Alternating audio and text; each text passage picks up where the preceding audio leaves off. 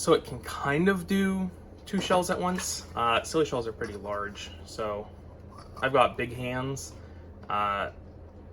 Even that is a bit much, but it does work.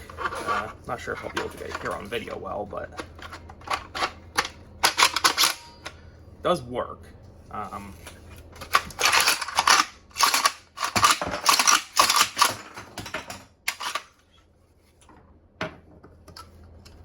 See if I can get a better view of this on camera.